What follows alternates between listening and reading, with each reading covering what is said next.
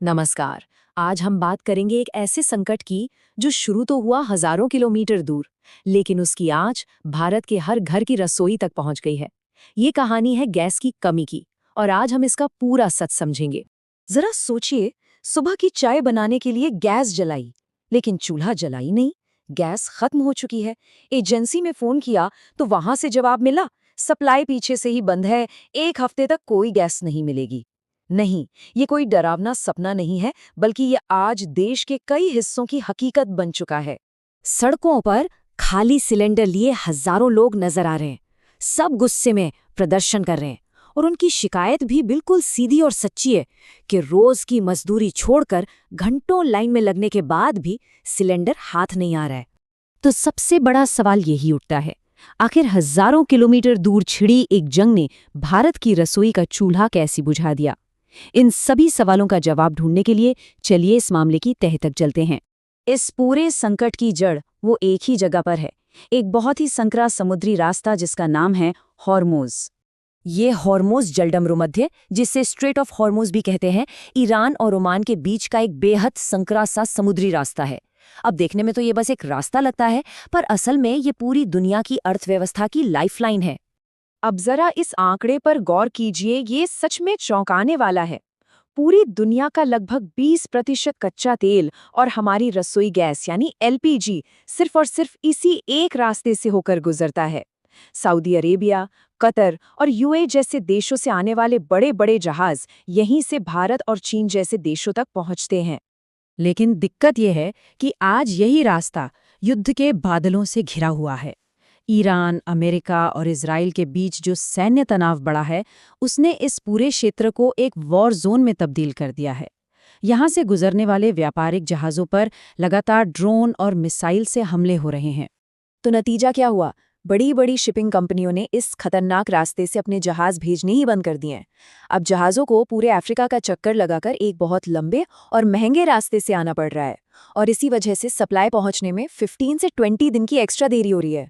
और बस यहीं से शुरू होता है संकट का वो डोमिनो इफेक्ट, जिसका सीधा असर भारत पे पड़ा है। तो अब सवाल ये है कि भारत पर इसका इतना गहरा असर क्यों पड़ रहा है? इसका जवाब हमारी निर्भरता में छिपा है।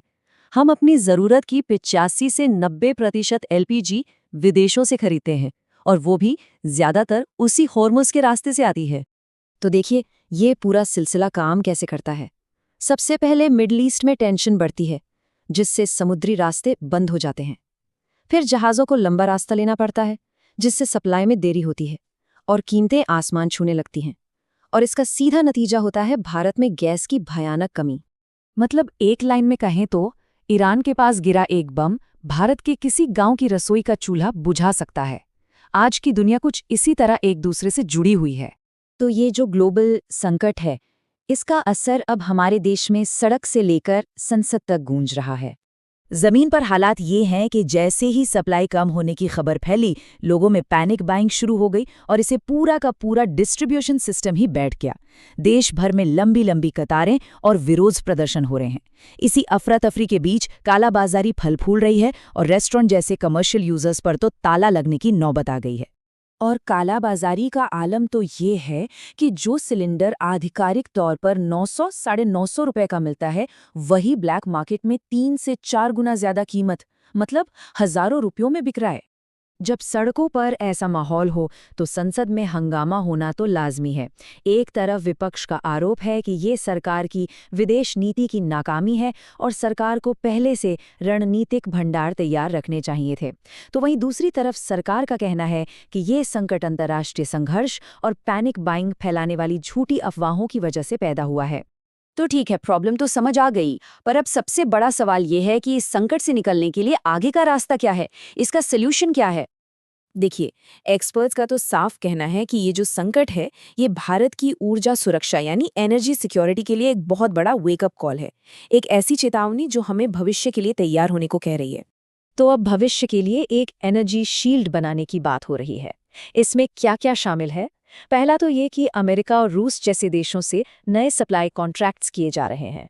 दूसरा, घरों तक पाइप्ड नेचुरल गैस यानी पीएनजी का नेटवर्क फैलाया जा रहा है। इसके अलावा गांवों में बायोगैस को प्रमोट करने और शहरों में इलेक्ट्रिक कुकिंग के लिए सब्सिडी देने पर भी काम चल रहा है।